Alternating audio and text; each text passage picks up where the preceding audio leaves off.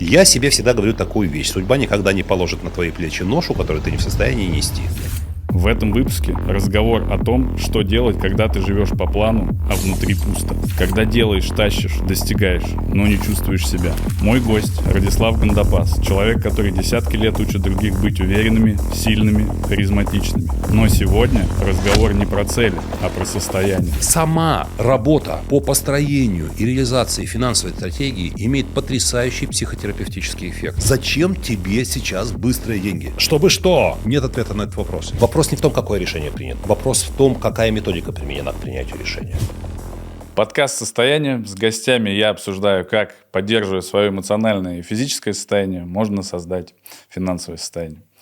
Радислав, первый вопрос у меня. Вот бывает такое, что вроде живешь правильно, все сделал как надо, карьера построена, бизнес построен, деньги есть, семья есть, цели поставлены.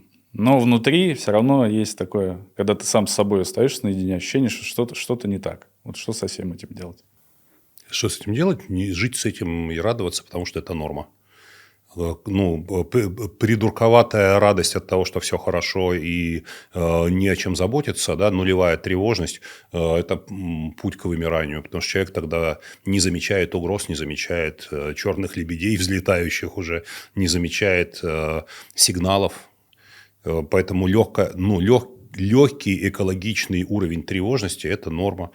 У меня среди клиентов, с кем я работаю индивидуально, я очень немного таких людей беру.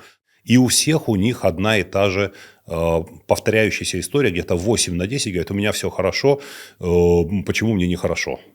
Почему мне нехорошо от того, что мне хорошо? Потому что мы не приспособлены к комфорту, успеху и так далее. У нас нет адаптивного механизма, выработанного эволюционно. Мы эволюционно созданы для борьбы, принятия решений, преодоления проблем. Не для комфорта, да? Не для комфорта. Когда проблем нет, нервная система, то есть весь наш потенциал, весь наш ядерный реактор, который эволюцией создавался сотни тысяч лет, миллионы даже, можно сказать, он оказывается не при делах, а он крутится, энергия аж крутится. И тогда, конечно, нужны какие-то каналы реализации этой энергии. Короче говоря, человеку нужно какое-то дело. Человек без дела, без цели, без стратегии, ему некомфортно при любом уровне успешности. Это иллюзия, когда люди говорят, вот я заработаю все деньги мира, и включу пенсионный режим, буду путешествовать, сидеть на берегу речки, любоваться закатом, ходить с собаками по 2 часа гулять, с детьми, проводить выходные, читать книги часами. И вот это не работает совсем. Помогать людям, да, обучать бизнесу молодых предпринимателей. В конечном итоге кончается тем, что человек ничего не делает и буквально вешается от тоски. Ему нужно во что-то огромную энергию вкачать, во что-то очень важное. И тут подходят какие-нибудь филантропические проекты. Не знаю, какие-нибудь программы по помощи бездомным, хосписы, издание учебника по ораторскому искусству и лоббирование его, введение этого предмета как обязательного в школьную программу. То есть, что-нибудь несбыточное нужно обязательно. Большое, требующее большого количества энергии с очень маленькими шансами на успех. Вот что-то такое нужно подсунуть. Хобби не дает такого эффекта. Когда говоришь, какое-то большое хобби, парапланеризм, все 15 восьмитысячников или 20 семитысячников, вот на них на все надо залезть. Человек все равно понимает, что это досуг, и у этого нет никакого общественного резонанса. Он, жить, чтобы развлекаться, так себе идея. И вот люди с этим не могут смириться. Нужно что-нибудь, что реально меняет мир. И тогда человек в это влезает, погружается в всю эту проблематику, вот теперь ему хорошо. И, кстати, это, наверное, одна из проблем человека, когда ты достигаешь какой-то цели, а радости ты от нее не чувствуешь. В том числе, наверное, потому что она краткосрочная, и ты задаешь себе вопрос, вот мы с Оскаром это обсуждали, а что дальше? Вот постоянно это бесконечный процесс. Это как завтракать. Да?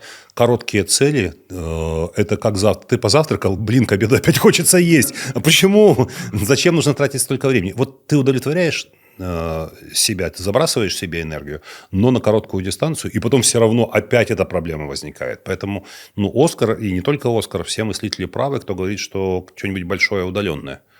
Это работает эффективно. За гранью своей собственной жизни. Да, а она потом декомпозируется на большое количество маленьких целей, которые ты достигаешь и приближаешься, либо не очень приближаешься, как там выруливаешь постепенно к этой цели, и таким образом это тебя в долгосрок поддерживает. Да, оно просто дает энергию. Так мы устроены, что главный источник энергии – это цель. Это не солнце, это не мохито, это не Red Bull, это не зарядка, это цель. Потому что зарядка – это путь к физически хорошо подготовленному телу. Это путь к тому, чтобы, похудеть, если кому-то это важно. И так далее. И вот в голове вот эта моделька, да, какой-то аватар цели, а зарядка – это способ этой цели достичь. Если зарядка делается без видения «зачем», оно может встроиться как привычка, но это каждый раз через волю. Это каждый раз через характер, это каждый раз через преодоление, и так далее. Как быть людям, которые пока не понимают, что они живут на автомате, а такое часто бывает, по инерции, я это называю жизнь по инерции. Как зафиксировать, что ты начал уже на этом этапе существовать, и что с этим делать? Им кажутся люди, которые живут по целям, какими-то психами ненормальными, что-то они себе сами придумывают. Во-первых. Во-вторых, им это кажется вообще какой-то, какая-то хрень собачья, да. Вот это все там цели, стратегии и так далее. Все нормально. Вот карьерный трек более-менее просматривается в горизонте 30 лет. Я буду там плюс 20% ежегодно получать к своему офферу, к своей зарплате. Вот там в горизонте 7 лет выплачу ипотеку, родим второго ребенка, там что-то такое. Вот родители там стареют. Окей, значит, бабушкина квартира, мы присоединим, объединим, поменяемся, будет трешка. Я утрирую сейчас, конечно, даю такой не очень позитивный образ. Можно быть ведь и человеком с очень высокой зарплатой и жить примерно в таком же режиме. Это не обязательно там Магнитогорск и 40 тысяч рублей в месяц. Это может быть совершенно другие масштабы, но тем не менее. Это нормальная стратегия, при которой человек не хочет жить на растяжке. Жить в этом шпагате, к цели рваться и все такое. У каждого свой темперамент, у каждого свои источники энергии, у каждого свои потребности энергетические. Ведь есть люди, которые живут на третьей передаче, на малом газу. Им нормально. Не надо их тормошить без конца и портить им жизнь, внедряя им в голову вот эти идеи и прочее. Во-первых. Во-вторых, кто сказал, что мир будет прекрасен и гармоничен, если все будут такие подорванные, как вот эти большие цели, амбициозные задачи, жить не буду, пока не достигну, взлеты, падения, зачем? Это не всем нужно, не всем дано, не всем по кайфу, не все справятся. Допустим, возьмем портрет человека, который тащит, вывозит, мужик, да, на нем семья, дети. И он не может упасть, потому что на нем все. В плане того, что он не может это в какой-то момент остановить, сбросить и просто выдохнуть и подумать, а я-то что хочу? Но хочется. В какой-то момент, в какой-то период жизни, наверное, у многих людей возникает этот момент, когда ты, а это вообще мне надо, это мое. Что делать тем людям, которые не могут упасть, не могут бросить, но понимают, что, что-то хочется другого? Во-первых, им этого и хочется. Потому что все эти дети, ипотеки, жены, бани по субботам, Митсубиси и прочие вещи – это то, чего им на разных этапах хотелось. Это результат их свободного выбора. Они порой себе сами придумывают, что это не совсем то, что нужно что-то то. Это в нашей природе. Человек такое существо, он всегда рефлексирует по поводу сущего. Он задается вопросом, то ли это, чего я хотел. А если бы я тогда не женился на Лариске, а женился бы на Гале, которая тоже рассматривалась мной как вариант, и тоже вроде бы знаки внимания оказывала мне. А что, если бы я тогда отмазался от армии и поступил бы в университет, а не пошел по этому? Бессмысленная история, во-первых. Во-вторых, это про первый же вопрос. Это попытка самому себе усложнить жизнь, задавая вопросы, на которые нет ответа. Что было бы, если? Ты не знаешь. А что мне нужно? Что-то мне нужно, а что я не знаю? И так далее. Это заморочка, это баги. Это баги. Это попытка найти на них ответ, будет выдумка. Он придумает ответ. Но когда он добавит это в свою жизнь, не факт, что он снова не окажется в таком же положении. А то ли, вот, наконец, на параплане он стал летать. Летает, да, кайфует, все хорошо. Теперь все нормально, можешь угомониться. Но что-то в моей жизни не так, а что не так, не пойму, надо что-то менять и так далее. То есть, это замкнутый круг. Абсолютно замкнутый круг. На любом уровне успешности и полноценности жизни человек может прийти к этому вопросу, на него нет ответа. Это извечный вопрос. Это прям вот стоики, по-моему, первыми подняли эту историю. Да нет, вон кришнаиты какие-нибудь. Да? Перестаньте заморачиваться несуществующими желаниями. Да? Успокойтесь, угомонитесь, наслаждайтесь жизнью, как она есть. Примите свое нынешнее состояние и постарайтесь избавиться от желаний.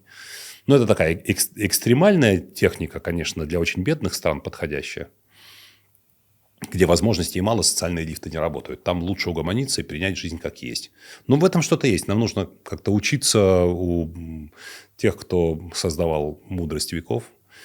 У вас был период в жизни, когда вы эмоционально понимали, что как будто вы не вывозите?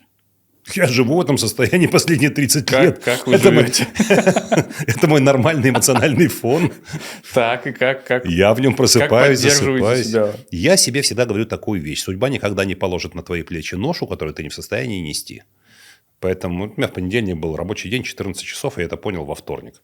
Во вторник я это понял, когда он перевалил за 10, и конца и края было не видно. Вчера я закрыл крышку ноутбука в 23:30, потому что у меня есть дома офис. Я с дуру оборудовал дома офис, и в этом есть чудовищная подстава. Потому что, когда ты в офисе, ты выходишь из офиса, и как бы рабочий день окончен, да, переключаешься. А когда ты дома, граница между рабочим днем – это открытая и закрытая крышка ноутбука. И все. Открыть крышку ноутбука мизинцем, ничего сложного. У меня жена в Сколково на обучении, у нее какая-то вечерняя была штука, там совсем допоздна, и дети были на мне, но они приехали со своих школ, секций, они самостоятельные уже, и я их а ну бегом спать, все спать легли, в начале 11-го. Чем занять вечер человеку, у которого жена на учебе? Открой книжечку, да, посмотри фильм, в конце концов, позвони друзьям, что-нибудь еще. Так ноутбук призывно стоит, думаю, посмотрю-ка. И приклеен стикер. Митинг-репорты. Точно, я же по последним встречам не перенес компьютер, результаты. А завтра забудется. Завтра я поеду к Ивану на подкаст с утра, а потом с него поеду на встречу, а потом со встречи будут 2 зума с клиентами. И надо сделать. До 23:30, когда я услышал, что открывается дверь, я как раз закончил последний митинг-репорт.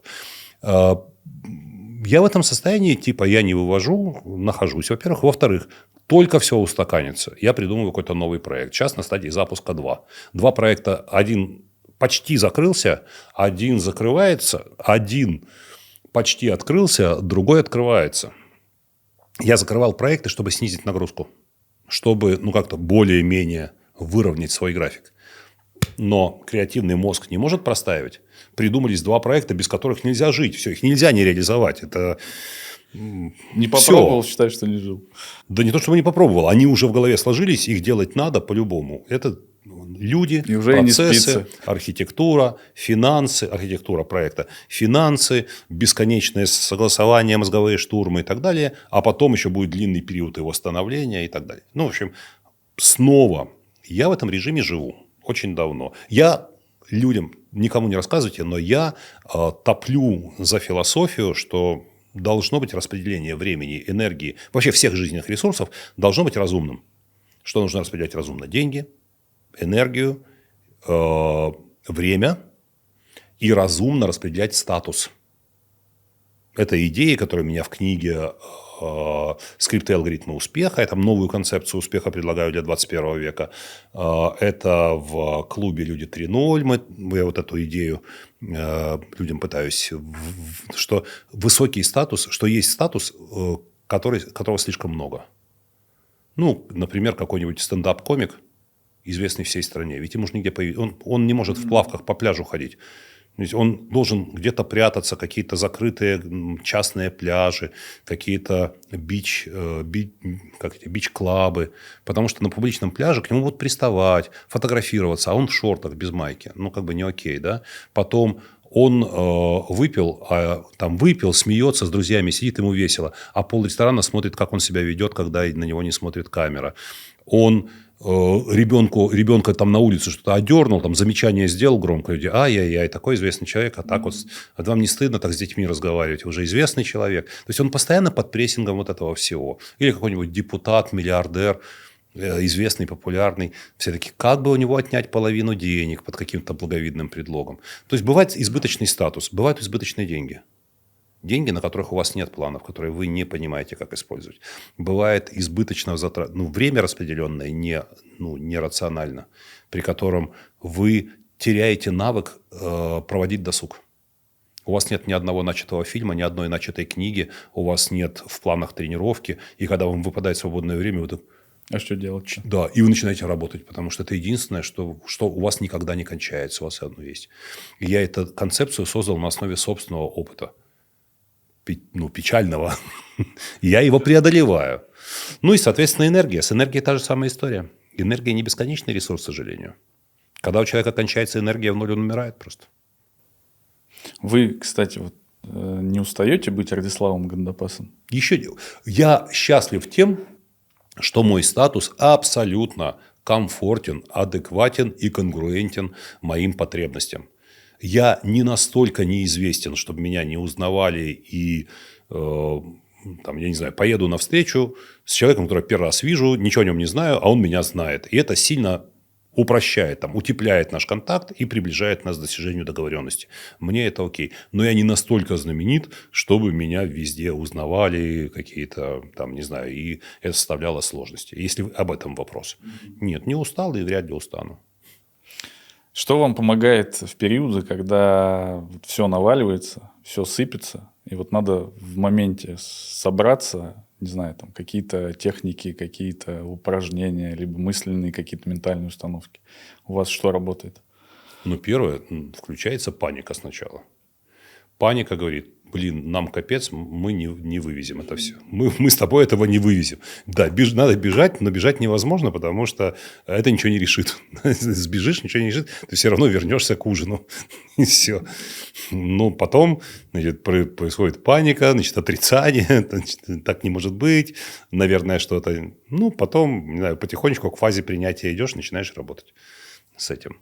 Практика показала, что довольно часто мы преувеличиваем масштаб катастрофы, злонамеренность людей и какие-то еще вещи. Но это тоже в нашей природе. Мы примерно втрое драматизируем происходящее, негативное происходящее. Нас послали на вокзал разгружать кунги, это такие прицепы, будки на колесах. И какую-то еще технику. Это была тяжелая работа, почти без инструмента. Это диковина. Мы справились с этой работой, но проблема в том, что пошел дождь.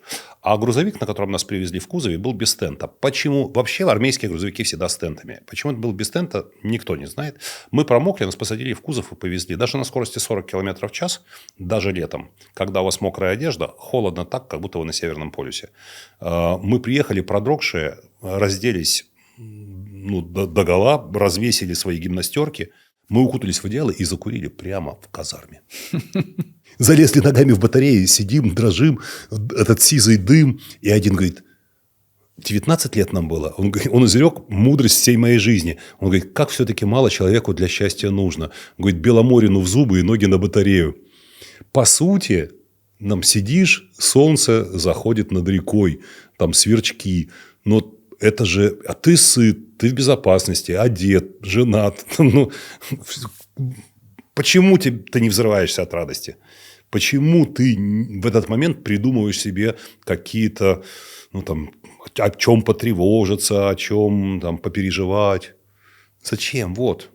Кстати, ваш пример – это подтверждение того, что когда амплитуда сравнения короткая, то есть, условно, 20 градусов тепла и 25, оно не сильно заметно. Но когда ты из минус 20 переезжаешь в плюс 20, то ты так, ох, кайф, как тепло. Да? Или после похода какого-то, где ты истоптал все ноги до крови, и потом приходишь домой, в холодную или в теплую воду, и чашка горячего чая после продохшего ценится в 1000-кратно больше, чем каждый день ты просто за завтраком эту чашку пьешь. И отсюда тогда вопрос получается, что нам нужно создавать, такие условия, где мы начинаем ценить и понимать, насколько уже мы круто живем, и быть благодарными за то, что уже сейчас есть. То есть вот без этих амплитуд таких мы не можем... Похоже, не можем. Похоже, не можем. Похоже, это в нашей природе. И здесь к нашим услугам, пожалуйста, спорт. Занимаясь спортом, мы создаем искусственный стресс. После тренировки чувствуем эйфорию такую, у нас все выравнивается, там, мы более адекватные. Контрастный душ. Я вот в проруби купаюсь зимой почти каждый день. С собаками пошел гулять. Если я в Москве, вот прорубь, недалеко от дома, нырнул, вышел, боже мой, как хорошо, аж жарко даже, еще не одевался, а уже жарко. Ну и потом такое сохраняется эмоциональное состояние хорошее. Какие-то некомфортные виды отдыха. Ну, не пятизвездочный отель all inclusive, а что-нибудь типа сплава по реке, что-нибудь вроде байдарок, какие-нибудь горы, какие-нибудь ножками походы и прочее. Разумный аскетизм, когда в течение какого-то времени вы ограничиваете потребление чего-то, будь то алкоголь или кофе, там, жирная пища, сахар, тесто или что-нибудь еще.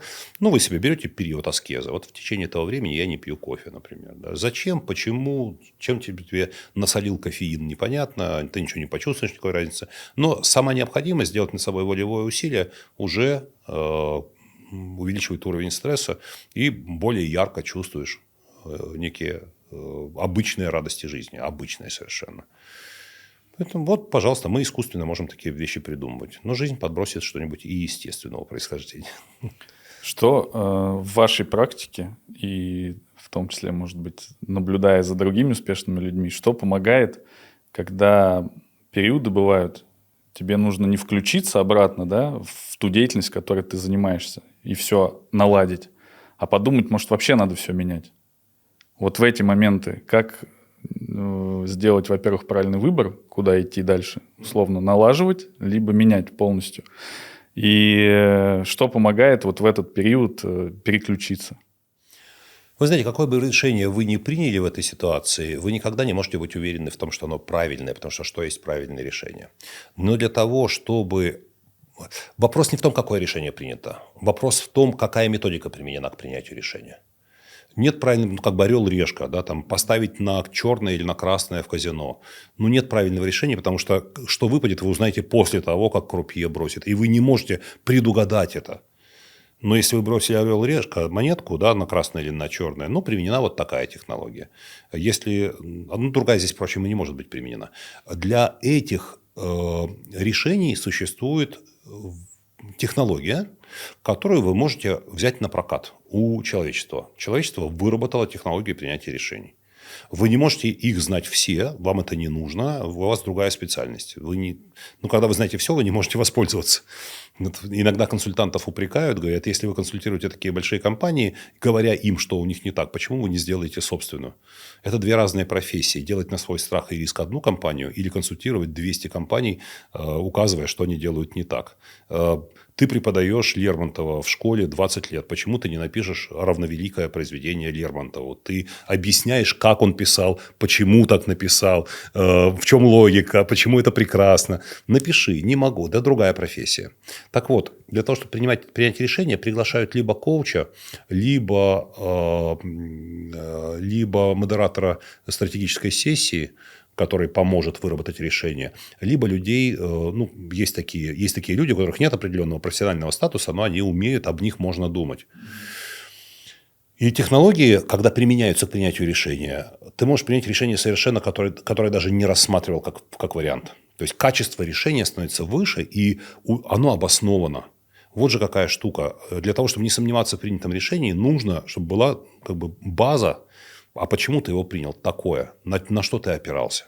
Что если так, наверное, надо Симакова увольнять. Или не увольнять. Да ладно, пусть еще поработает, дам шанс. Пусть полгодика. А почему ты дал полгода Симакову? Он в последнее время постоянно ошибается. Причем он хамеет, он становится неуживчив и сварлив. В коллективе его там плохой климат. Он не отрабатывает свои деньги. Я решил так. Почему ты за собственные деньги содержишь семью Симакова, при том, что он приносит тебе только убытки и все хуже и хуже? И он говорит, Потому что, ну, честно говоря, потому что мне очень трудно разговаривать с людьми об увольнении. Мне это больно. Я очень эмпатичный человек. А с Симаковым у вас давнишняя история. Он будет гнида меня упрекать и говорить: ты, как ты мог, столько лет. И он меня будет стыдить. Мне будет некомфортно. И поэтому я на полгода отсрочил этот разговор. Так, Симаков за полгода получит 1 миллион 200 тысяч рублей чистыми, плюс налог на заработную плату, половину этой суммы ты заплатишь, плюс ты заплатишь там за то. Значит, Симаков, ты платишь 2 миллиона рублей сейчас, чтобы разговор... Сколько тебе нужно заплатить, чтобы ты пережил 10 минут разговора с Симаковым? Миллиона хватит? Чистыми. На стол тебе кладут миллион. И ты разговариваешь с Симаковым 10 минут и говоришь: пошел вон, ты уволен. Да, там, забери обходной За деньги, лист. да. Он говорит: за миллион я готов. А за 2 миллиона? Вот 2 миллиона, Симаков, да? Другой вариант. А можно сделать так, чтобы Симаков был уволен, но ты не испытывал стресса. Оказывается, на рынке есть такая услуга. Вы можете пригласить адвоката, там, юриста, он приходит и приглашает Симакова в переговорку и говорит: вы знаете, у меня поручение, вот конверт, здесь условия вашего увольнения, вот компенсационный пакет. Если вы нарушите условия, это сделка. Если вы напишите в соцсетях: меня уволили подонки, если вы окажетесь у наших конкурентов в течение месяца, если вы попытаетесь воспользоваться корпоративной почтой и что-нибудь написать клиентам, если вы не сделаете вот это, то вы не получите вот такую сумму. Если же через месяц все это соблюдено, то вот договор, я юрист, я эту сделку провожу через нотариуса, мы фиксируем, и вы получаете компенсацию, равную 3 месяцам вашей работы, 2 месяцам вашей работы, 1 месяцу вашей работы. Вот. Либо, как вариант, вы идете ругаться к руководителю, но тогда это отзывается. Предложение отзывается, этого договора нет. Просто вы я сейчас пойду, что это творится? Да, идите, окей. Но тогда в этом случае вы будете уволены по статье. 3 ваших последних нарушения зафиксированы документально. Вот. Трудовая книжка, самые худшие рекомендации на рынке труда, вот. Комментарии под вашим профилем в HeadHunter будут самые негативные. Блин! Приходит он через полчаса, Симаков уволен. Вопрос не в том, какое решение, вопрос в чем, что лежит в основе, какая мотивация, какая логика. Поэтому я всегда говорю, для больших решений нужен какой-то внешний человек. И жена, муж, друг, брат, папа не подходят. Не подходят. Там конфликт интересов. Должен быть какой-то внешний независимый человек, который получит даже свое вознаграждение за это. И он будет вам помогать, задавая бесконечно неудобные вопросы, выработать лучшее решение или принять решение ничего не менять. Обоснованное. Крутой лайфхак. Кстати, фильм какой-то, сейчас на ум приходит, название не вспомню, но, по-моему, там то ли Джордж Клуни, то ли Мэтт Дэймон играл как раз-таки этого юриста, который вот ходил, увольнял. В Америке целое агентство есть. И они ежедневно, у них сотни адвокатов выезжают в офисы, в которых они не работают, для того, чтобы провести разговоры с увольняемым человеком. Это даже не делает HR-компании. То есть никто не хочет быть палачом. Палач – это как бы только за деньги. Никто не хочет увольнять людей, это болезненно. Недавно я работал как член жюри на одной HR-премии, и мы рассматривали несколько кейсов, и один из них, не буду называть компанию без разрешения, это крупная финансовая компания, они придумали электронное увольнение. То есть человек получает в приложение, корпоративное приложение, получает уведомление. Потом робот генерирует ему письмо, в котором написано типа: спасибо, Паша, умница, молодец, мы счастливы, что работали с тобой. Потом ему приходит сгенерированный музыкальный трек, в котором рассказано, сколько он работал в компании, чего он достиг, в какие месяцы ему было наиболее трудно, какие у него. То есть это все генерирует робот. Всю эту штуку, он там поплачет над экраном и собирает свои манатки и уходит. То есть человек даже в этот процесс не включается. Он может, естественно, это не значит, что с ним никто не разговаривает, но по большому счету вся процедура происходит в телефоне. Про цели мы говорили как неотъемлемая часть, так скажем, смысла жизни, да, в какой-то степени. А вот бывают периоды, когда ни планы, ни цели, они не работают. Вот в этот период на что можно опереться человеку? На привычке. На привычке очень хорошо опереться. Когда ни плана, ни цели, у меня бывали периоды в жизни, когда я попадал в ситуацию, когда ни плана, ни цели. И меня это, конечно, выносило эмоционально очень здорово. Я там просыпался утром и думаю, смысл? Вот я проснулся, чтобы что? Чтобы есть, потом что? Ну, это там 90-е, сложные, непредсказуемые повороты биографии. И потом я обратился к тренеру. Я пришел на тренинг. И тренер показался мне таким очень авторитетным и мудрым. Я сказал ему, я ему описал ситуацию мою и говорю, вот мне это вообще очень некомфортно. Тренер, спорт какой-то? Нет, тренинг личностного роста был, мотивационный тренинг, или как сказать. Мы потом подружились, общаемся до сих пор, хотя прошло почти 30 лет. Я говорю, мне некомфортно с этим. Он говорит, первое, ты это не принимаешь это состояние, поэтому тебе плохо. Ты должен его принять. Я говорю, как же вы можете принять? Это же ненормально, неестественно. Он говорит, вот и проблема, да? Ты сам себе промаркировал как ненормально, неестественно что-то и так далее. Знаете, что, оказывается, непереносимость лактозы – это норма. А когда ваш организм в состоянии переваривать молоко – это патология. Я недавно об этом знал, делая ДНК-тест. Та-дам! Да? А мы же думаем, что бедненькая, у тебя аллергия на лактозу. Это наоборот, для взрослому человеку молочные продукты не нужны, и он их отторгает. Это норма, эволюционно выработанная. А когда может переваривать, это с тобой что-то не так, патология. Вот так же и здесь. Да, ты живешь без плана, без цели. Это нормально. В смысле нормально? Так не должно быть. Да, надо эту штуку принять. А как принять? Он говорит, ты веришь, что это потом сменится, что ты потом взлетишь, все будет хорошо, там зашибись. Я говорю, хотелось бы. Он говорит, окей, состояние называется лев готовится к прыжку. Он говорит, как выглядит лев, который готовится к прыжку? Лежит, сидит на корточках. Да, он говорит, лев сидит на корточках. Он сидит у водопоя, придет антилопа, он на нее набросится. Она не знает, что он там сидит, он сидит тихонько, неподвижно. Внешнему наблюдателю кажется, что лев сидит и ничего не делает, бездельник. А лев, на самом деле, готовится к прыжку. Он очень занят. В этот момент нельзя его отвлекать, он очень занят. Он говорит, ты очень занят, ты готовишься к прыжку. Но антилопа еще не вышла на водопой, понимаешь? Что тебе прыгать, что тебе скакать? Нормально все. Готовься к прыжку, копи энергию, аккумулируй. Я такой, у меня важная миссия, я готовлюсь к прыжку. И он говорит, это мистика, если вот пока ты борешься с этим состоянием, ничего не происходит. Когда ты говоришь, окей, я готовлюсь к прыжку, антилопа выходит. Просто не так быстро, но она там выходит, надо ее не прозевать. И у меня антилопа вышла. Просто антилопа вышла, жирная антилопа, такая двойная. Я как прыгнул, в общем, все было хорошо. То есть, что вы в себе отпустили, что вот вам легче стало? Отпустил ощущение, что со мной что-то не так, это ненормально и так далее. Надо понимать, что жизнь циклична. Ты не можешь ожидать, что всегда будет один и тот же уровень напряжения, цели и так далее. Всяко бывает. Всяко бывает. Мы не можем предсказать. И надо принять каждое состояние. Есть такая для деятельного человека, такое испытание на прочность, называется отпуск. На майские уехали в отпуск такой внеплановый, потому что давно не были на море, давно не были на солнце, до лета, летом много работы, попадем аж в августе, давай мы возьмем немного солнца, схватим в мае. И так спланировали удачно, что 2 недели с небольшим отпуск.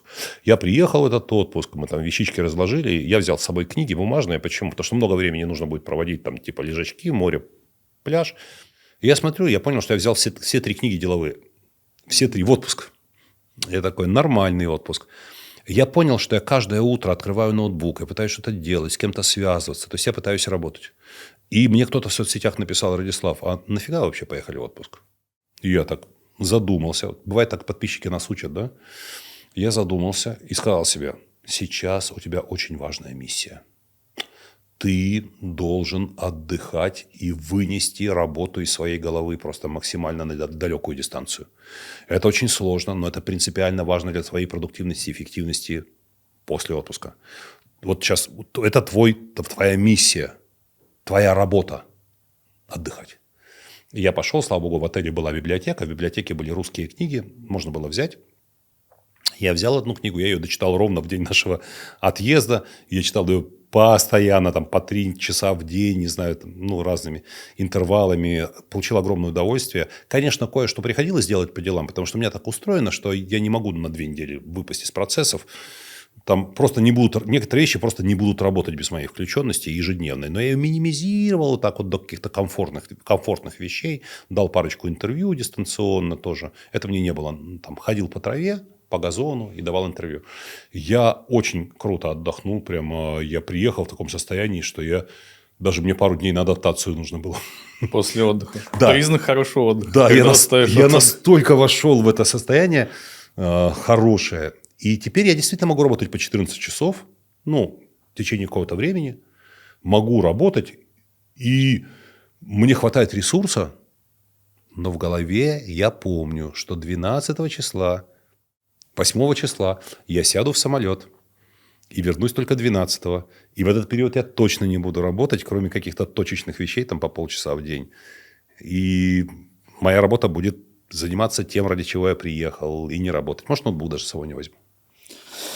Подкаст «Состояние», в том числе финансовое направление, затрагивает. Вот хочу тему денег тоже обсудить. И вот как вы считаете, и был ли у вас в практике, может быть, даже вашей личной,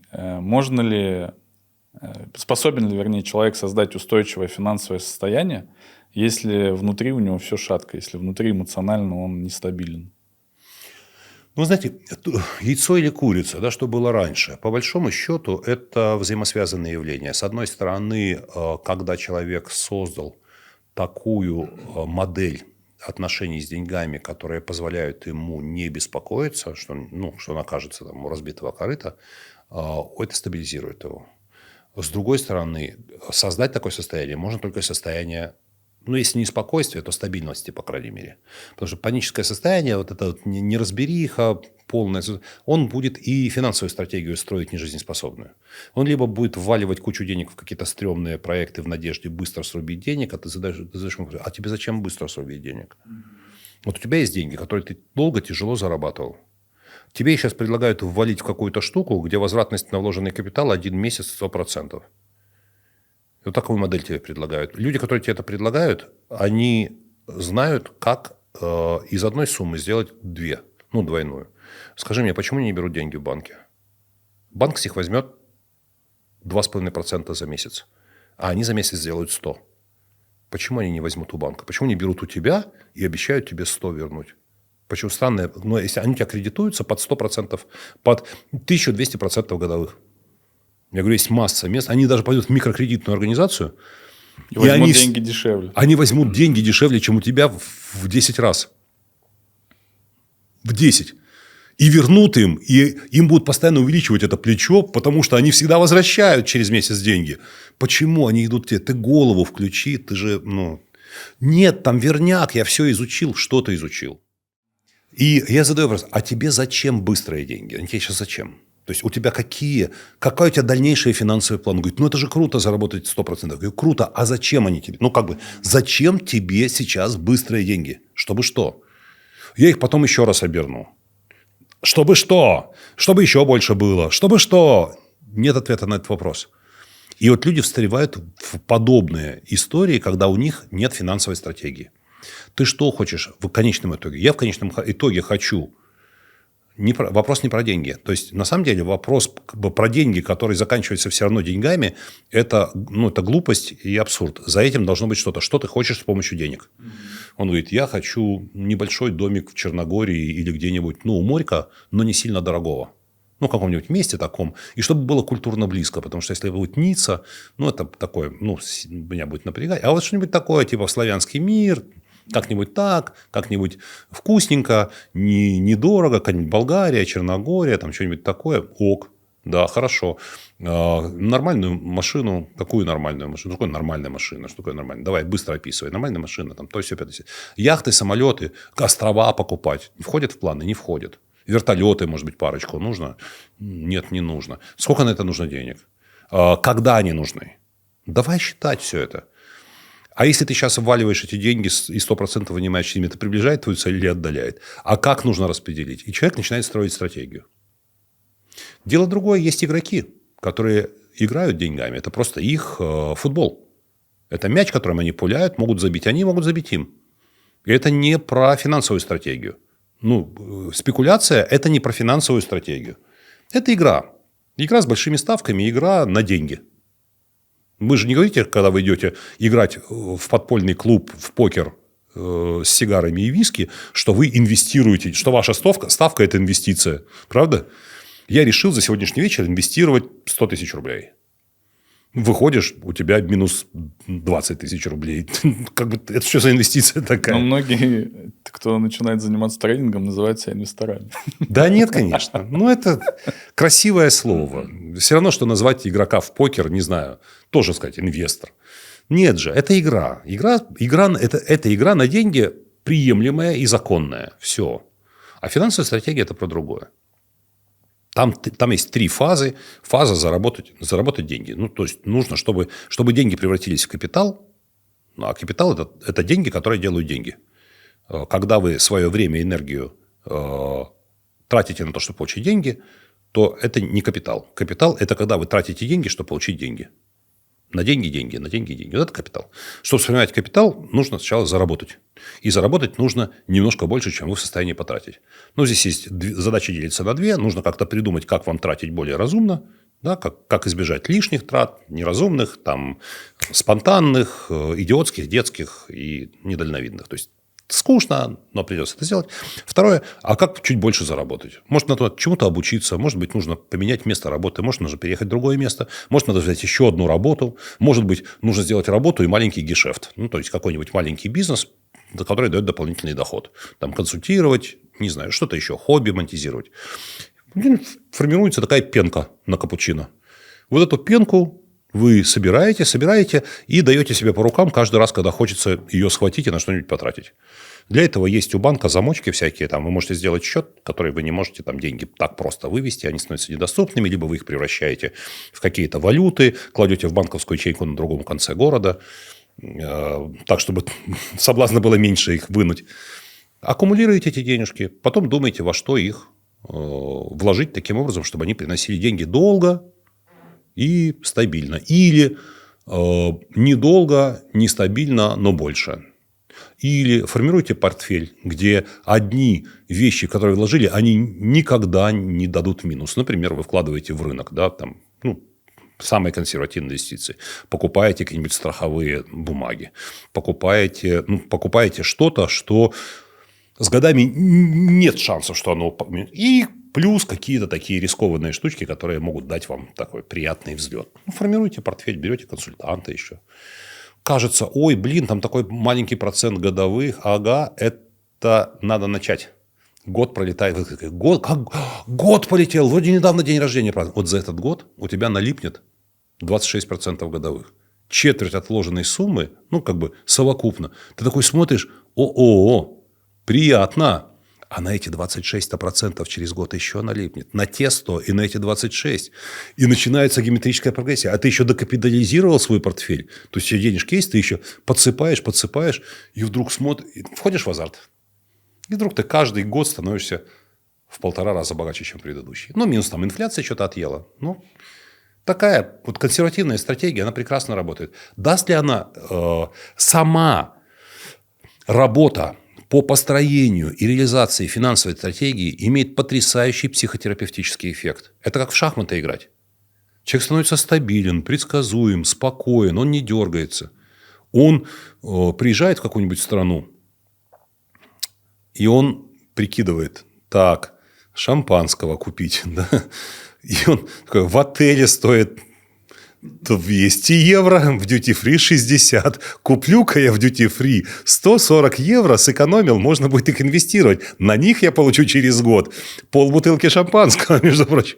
То есть, у человека начинает работать мышление финансовое. Он начинает продумывать траты заранее. Он начинает покупать авиабилеты, зная даты не в последние сутки. Он начинает какие-то такие штуки делать, очень разумные, очень скучные, но тем не менее, у него появляется вот эта вот стабильность. Он знает наперед.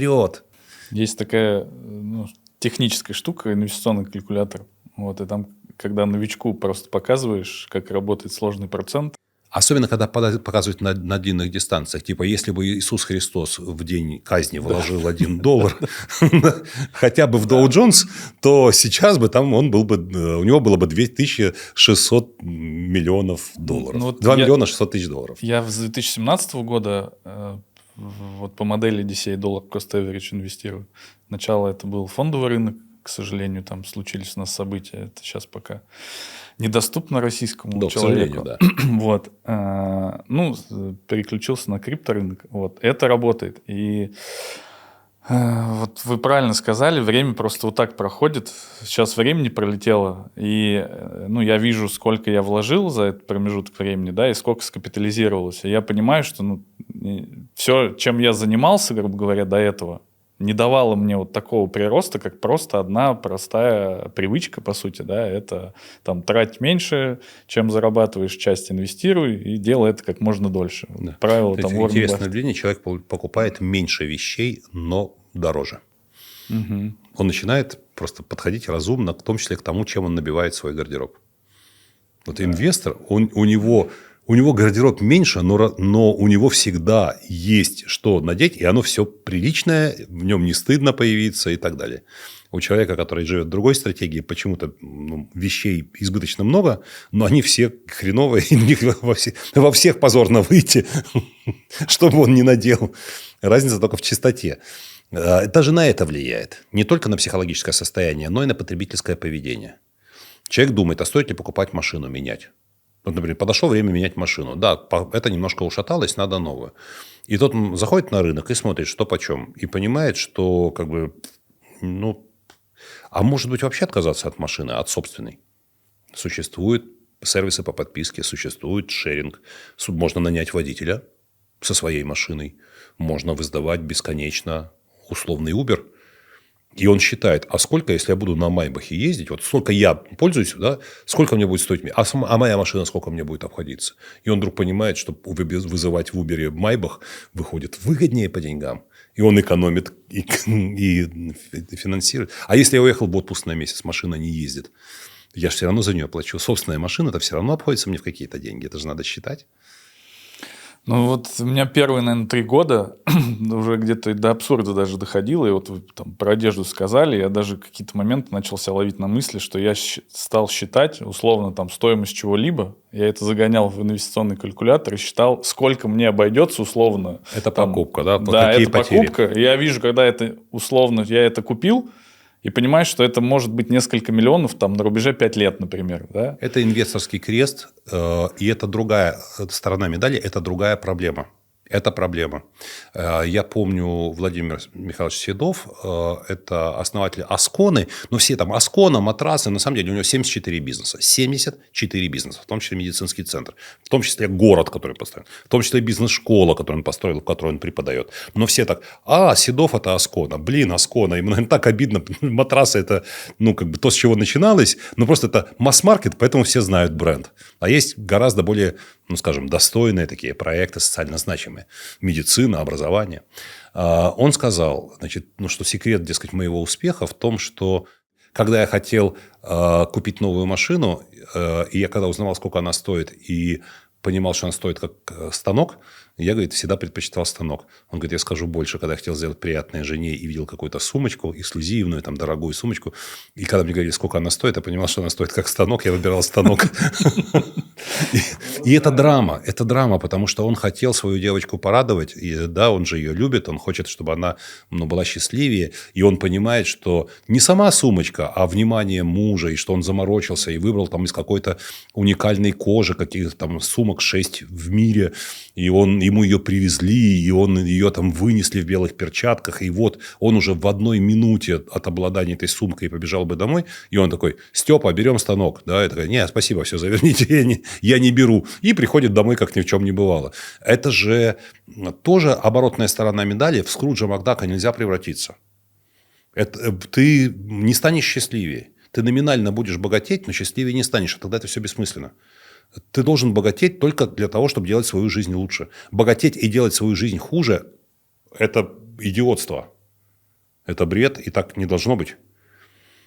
Жизнь свою и окружающих, стать скупым, начать выговаривать детям, что они купили чупа-чупс, хотя можно пососать палец с таким же эффектом. Там, не знаю, как бы жена такая, ой, посмотри, какая прелесть, хочу. Он такой, сколько стоит? Ты с ума сошла? Мы такое же можем купить на 10% дешевле где-то. Фу. Просто фу, так нельзя. А если еще женщина так себя станет вести, вообще тогда мир рушится. Нужно радоваться И, опять же, разумное распределение. То, о чем мы и говорили в самом начале. Разумное распределение. Нельзя в инвестиции бухать все. Как нельзя все в кредит брать, да, нельзя все бухать в инвестиции. Выгребать все досуха и жить там впроголодь и так далее. Это невроз. Это надо лечить сразу. И можно его себе очень даже легко раскачать. Но это все решается финансовой стратегией, как раз правильным распределением. Да. Уоррен Баффет сказал блестящую фразу, это к нашему предыдущему вопросу, когда его спросили, а почему люди, которые читают ваши книги о том, как стать миллионером, как разбогатеть, почему они читают и ничего не происходит? Он говорит, они читают и говорят, фу, я не хочу так медленно богатеть. Это, по-моему, было в интервью Безос, у Баффета брал интервью, и он задал вопрос ему, почему вы всем открыто делитесь, у вас там каждый год встречи с инвесторами, должна быть куча конкурентов, где вы рассказываете, во-первых, там, всю подноготную, ваш портфель, по сути, он открытый, можно посмотреть, из чего он состоит. И почему никто не делает так же, как вы, условно, да? Никто не хочет богатеть медленно. Был ответ Баффета. Все хотят 100% в год, и из-за этого они получают 0% в год. Кстати, тут хочу одной штукой поделиться, которую я в свое время для себя зафиксировал. Когда общаешься с человеком, у которого нет какого-то инвестиционного бэкграунда, и он многих вещей просто не понимает, да, на базовом каком-то фундаментальном уровне. И когда начинаешь приводить в пример сложный процент Уоррена Баффета и просто рассказывать о предмете фондовый рынок, да, ETF, что это такое и так далее, то первое, что я обычно слышу от таких людей, они говорят, я не хочу, как Уоррен Баффет, стать богатым в старости. Казалось бы, надо жить здесь сейчас для большинства людей, и причем маркетинг и наша сейчас эра потребления, так скажем, она все делает для того, чтобы у человека устоялось в голове ощущение, что надо жить здесь сейчас. Никто не ощущает этого будущего, которое по факту вот так наступает там. Не хочу быть богатым в старости. Хочешь быть бедным в старости, очевидно. Да, так вот, идея. Просто взять, навести справки про Уоррена Баффета, как он за счет простой модели сложных процессов. Да, усреднения, так скажем, вложений, да, просто каждый месяц или каждый квартал, кому как комфортно. Он стал миллионером долларовым. 43, да, или что такое? Нет. Раньше?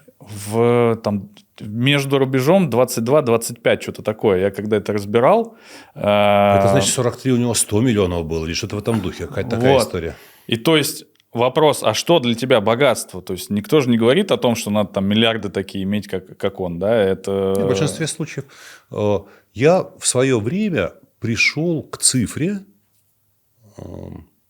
необходимо и достаточно, и позднее она подтвердилась практически один в один другим человеком. У меня никогда не было миллиардного состояния, а был человек, у которого, Маргулан Сысымбаев, у него было состояние, исчисляемое миллиардами долларов. Он переосмыслил свою жизнь, он шутит, говорит, меня обезжирили, в общем, лишился своего состояния, и потом решил не строить свою жизнь так, чтобы вернуться к этому состоянию. То есть, он не нашел в нем искомого, и он говорит, по сути, я пришел к такой же сумме, что 2 миллиона долларов в год – это объем необходимый и достаточный. На 2 миллиона долларов в год вы можете позволить себе все, что может позволить себе самый богатый человек на Земле. Вы не можете купить private jet, но вы можете его арендовать. По сути, супербогатый человек на private jet своем летает 6-10 раз в год. Все остальное время он стоит. Это же не машина, которая каждый день используется. Вы можете 6-10 раз в год летать на private jet. Этих денег хватит. Вы можете дать детям любое образование, если они в состоянии его сами освоить. Вы можете жить...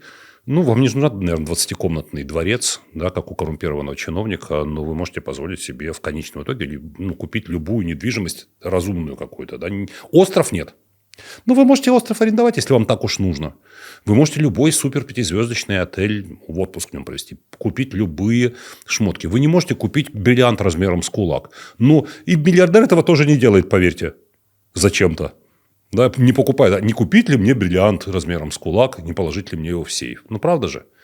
То есть, у вас фактически уровень потребления, да вам даже большая часть этих вещей и не понадобится. Вы слетаете пару раз private jetом и скажете, теснота, в тубзик ходить неудобно, я летал.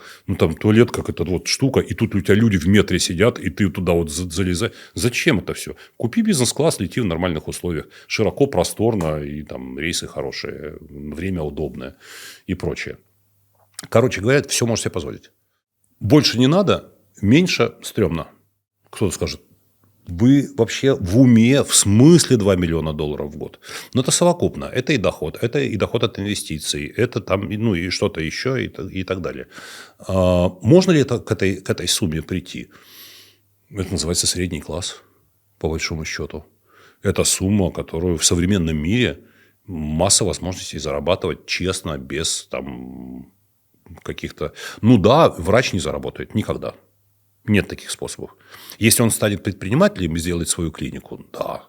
Если нет, то, конечно, нет. Учитель не заработает, офицер не заработает, чиновник не должен, по идее, государственный, зарабатывать такой суммы.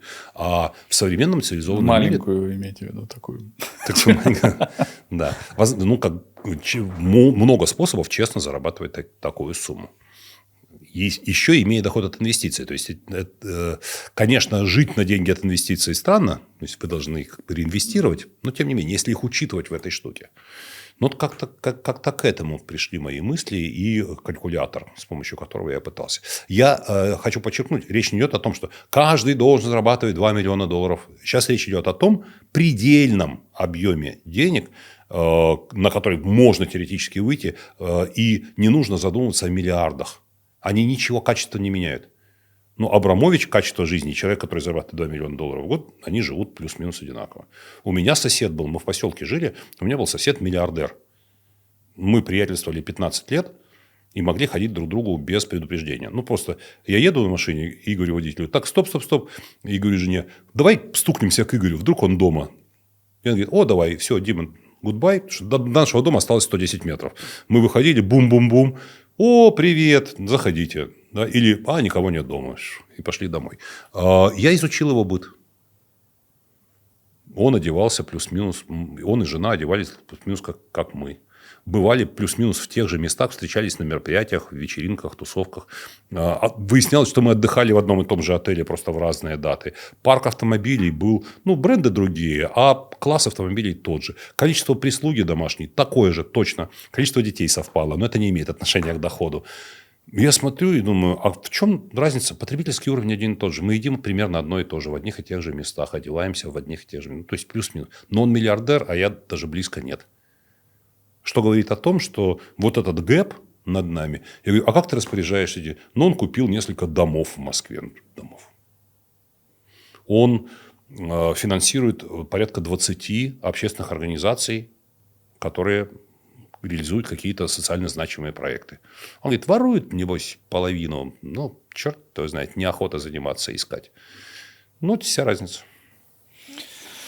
Сейчас в силу своего опыта, что вы цените больше всего нематериального? В чем? В жизни? Да. Энергию, конечно. Почему это так важно? Нет энергии, нет ничего. Не все планы валятся.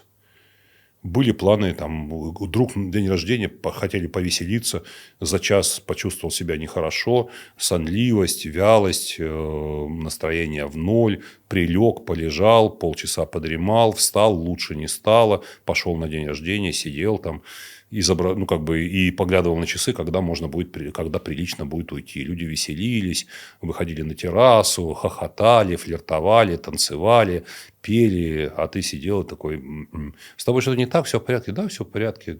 Переработал, устал, какое-то там здоровье дало сбой, и так далее. Все, планы валятся. Работать. На работу нужно энергию. Представьте, энергии не хватает на работу. Ты через себя переступая, пыжишься, тужишься и все равно не можешь достичь эффективности. Энергия, конечно, энергия – это главная валюта. Как выглядит формула энергии от Радислава Гандапаса сейчас?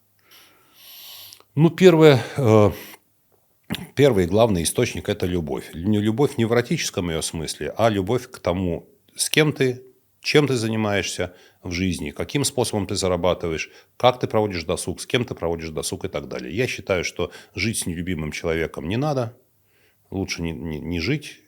Потому что ты не сохраняешь энергию, ты ее тратишь просто. Тебе нужно каждый раз с собой договариваться. Не надо заниматься нелюбимой работой. Это очень большая роскошь. Ни за какие деньги. Это форма проституции. На нелюбимой работе зарабатывать хорошие деньги. Ты в OnlyFans работаешь таким образом. Поэтому лучше, чтобы работа была любимая. Потому что на нелюбимой работе ты энергии тратишь больше, чем получаешь. Деньгами ты ее не вернешь. Третье. Нужно дружить с теми, кому тянется твое сердце, а не с теми, кто нужен для твоего бизнеса. У тебя могут быть любые формы бизнес-партнерства, договоренностей, но дружи, пожалуйста, с друзьями детства, одноклассниками, с людьми, может быть, гораздо меньшего дохода, но с которыми вы можете поржать друг над другом. Какие-то у вас есть свои какие-то мемы, которые понимаете только вы, никому не смешно, вы дурачитесь, там, проводите время по самому низкому, может быть, порогу стоимости, да, какие-нибудь там рыбалки, пивные и так далее. А вы бы там сидели сейчас в мишленовском ресторане с вашими деловыми партнерами, да, вот должны быть в жизни обязательно друзья какие-то, любимые. Должно быть, может быть, там жена их не одобряет, считает их неудачниками и так далее. Это не важно, друзья. У женщин должны быть подруги. Подруги, с которыми она может проводить время не семьями дружа, а просто с ними выпить бокальчик, там, не знаю, позагорать, поболтать, пообсуждать что-то такое. Это тоже любимые. Не те, про которых она придет домой и скажет: вот суки. Или там: вот дуры, да, эти мои подруги. Нет, те, с которыми тебе действительно хорошо, и ты черпаешь энергию. А обязательно должно быть любимое хобби. Любимое. Не то, которым занимаются люди, которые тебе важны по жизни. Да, ходить играть в гольф, потому что в него играют успешные люди. И там пытаться какой-то нетворкинг устраивать. А делать то, что тебе по-настоящему. Да, нравится тебе бегать по парку, беги по парку. Нравится тебе читать, выделяй время для чтения. Нравится языками заниматься, ковыряться в этих корейских, чешских языках. Ковыряйся, изучай, там, покупай время носителей, разговаривай с ними по скайпу, по зуму, по чему-нибудь еще. Нравится тебе там скандинавская ходьба. Короче, какое-то любимое дело. А нравится тебе лежать на диване и сериал смотреть по 6 серий к ряду с попкорном? Пабам. Если это дает тебе энергию, то никто не в состоянии упрекнуть. Если ты сделал все, что должен, и делаешь это, никто не имеет права тебя упрекнуть. Это твои личные границы. Отстаивай. Но если ты если кто-то там пытается тебе в этом помешать, смотри там, где тебе никто не помешает. Планируй свое время таким образом. Я люблю ходить в кино один, например. Но вот что-то совесть не позволяет. Вот один люблю. А люблю пойти в кино один. Это у меня такая несбыточная мечта. Но чаще всего хожу с детьми. Вместе с большой толпой. И когда последний раз один ходили? Этот подкаст жена не посмотрит. Я последний раз ходил в кино в Краснодаре один. Я приезжаю в другой город в командировку. И, допустим, я отработал тренинг, самолет завтра. И этим вечером я могу поужинать с организаторами. Но это не очень хорошо работает, потому что когда ты работаешь 700 человек в зале, ты качаешь 8 часов людей, потом у тебя час автограф-сессия, фотосессия, потом у тебя закрытая сессия ответов на вопросы для тех, кто купил VIP-билеты, потом у тебя пресс-подход, какое-то деловое издание, какие впечатления от нашего города, от людей и что-нибудь еще в этом духе, и ты вот это все отбарабанил, то сидеть еще галдеть 2 часа с организаторами как-то не очень способствует восстановлению. А самолет, например, завтра там, в 12:40. Взял ноги в руки, до этого все узнал, пошел пешочком рядом кинотеатр, там же фудкорт, там билет купил онлайн, в фудкорте взял какой-нибудь там перекус, или если есть такой вип-зал, где прям кормят в зале, там же и поужинал, и кино посмотрел. Ба-бам. Какое-нибудь, неважно даже какое. Вот я делаю такие вещи иногда в поездках. За ваш период личной практики с людьми, и как я понимаю, вы работаете с очень сильными людьми, которые там в жизни... С разными. Я работаю с разными. Ну, вот если брать вот аудиторию, которая сильная по стержню, по духу, по результатам в жизни, и тем не менее эти люди наверняка ломаются. В какой-то период своей жизни. Вот что у сильных мира сего, так скажем, все равно тоже сбоит и чаще всего ломается? Сбоит чаще всего маяки, цели. Чаще всего сбивают цели и очень часто обращаются: у меня все хорошо, что дальше? Надо понимать, что дальше. Куда иду, какая цель? Могу поставить любую, но вот сейчас пока нет цели. Есть запрос на формулирование цели. Ориентира хотя бы. На жизненную стратегию. Куда иду и так далее. Вот это чаще всего ломается. Что ломается еще? Ломаются личные отношения. Почему? Все их усилия и навыки направлены на формирование деловых отношений, связей, там, пользы и так далее. А они теряют навык поддерживать отношения, у которых нет смысла. Ну, то есть, они с человеком встречаются, они думают, зачем мы встречаемся, какая цель, какой смысл. Вот мы обедаем, и... А когда ты говоришь, ну, просто пообедаем, поболтаем, он такой, не-не-не, должен быть какой-то смысл. И эта ориентация на то, чтобы видеть смысл во всем, она лишает его возможности удовольствия. Он занимается спортом ради чего? Ради чего? Ради чего? Ради килограммов, ради энергии, ради чего-то. А просто заниматься спортом, кайфовать он не может. Это проблема. Он сидит с женой и начинает дергаться, телефон, что-то сообщение отправить.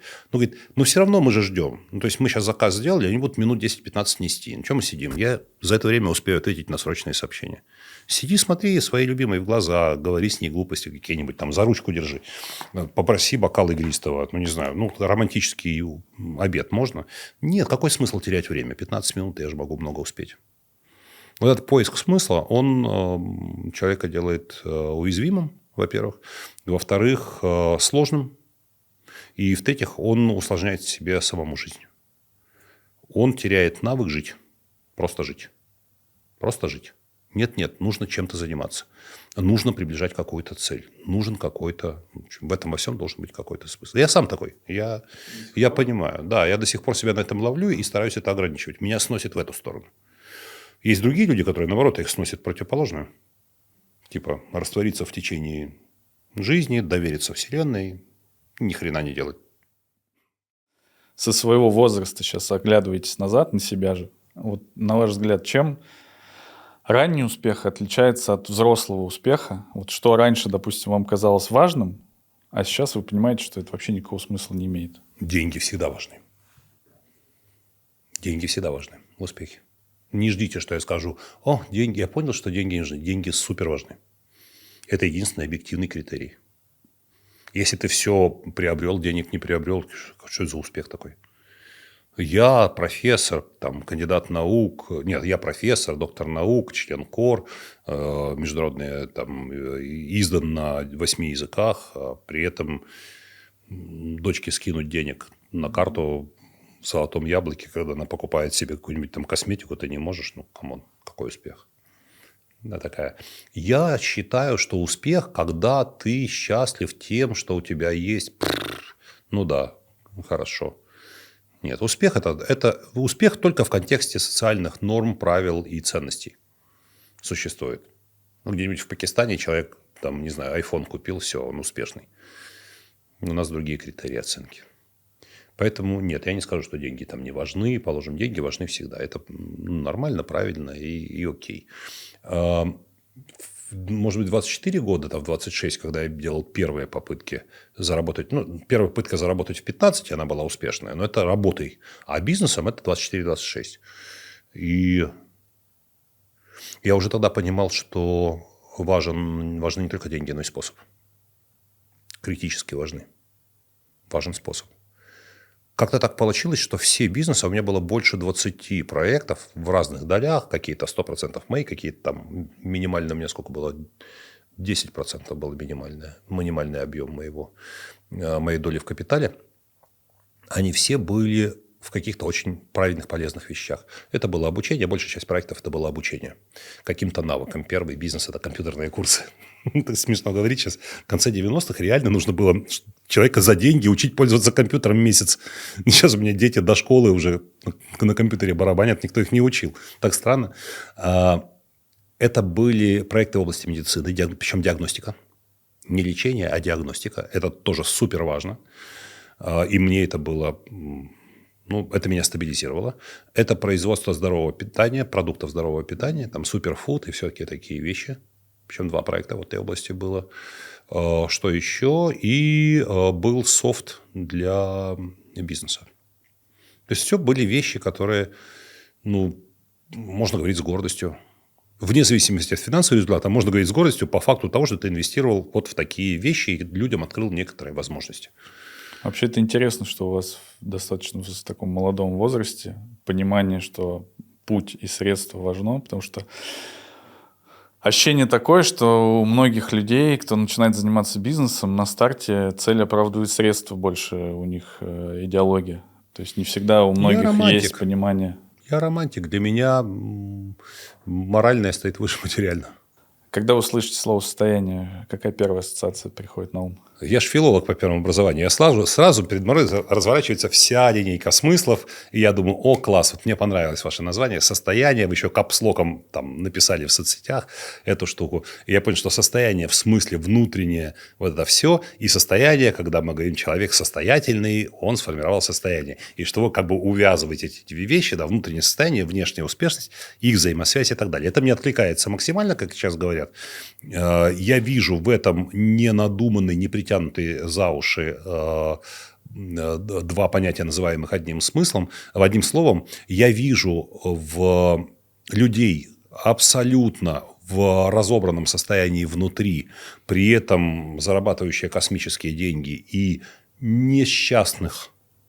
И это даже видно, что несчастные люди.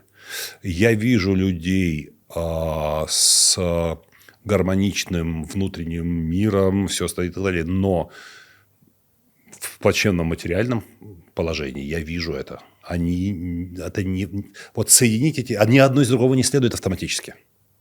Это две разных среды, их нужно сводить между собой. Вот. Но первой категории все-таки больше, чем второй. Я видел на своем веку. Вот у меня весь спектр ассоциаций возникает. Блиц, задача которого раскрыть вас больше просто как человека. Опасная игра. Ну, давайте. Какой лучший совет вы получали за свою жизнь? Не слушать советов – самый лучший совет. Как нужно начать день, чтобы прожить его радостно? Его нужно начать рано. Какой момент за последний год встряхнул вас сильнее всего? Слушайте, да даже не знаю. Я не припомню такой прямо встряски, какой-то супер встряски. Наверное, меня встряхнула здорово штука, которую я придумал 7 лет назад, а решился реализовать только пару месяцев назад, и она получила неожиданный отклик. Я ее не делал, потому что мне казалось, что ее никто не поддержит. А оказалось, что она... Вот 7 лет мне назад ее запустить, я был бы первым на рынке. А сейчас я уже буду повторять. Это клуб? Нет, это другая история, да. Что вы перестали терпеть в других? Тупость. Капец. Я вас поддерживаю. Отличайте тупость от глупости. Глупость – это когда человек физически не способен чего-то понять. Тупость – это когда у него есть все для того, чтобы понять, а он все равно упирается и настаивает на том, что... Вот, и повторяет одну и ту же тупую совершенно историю.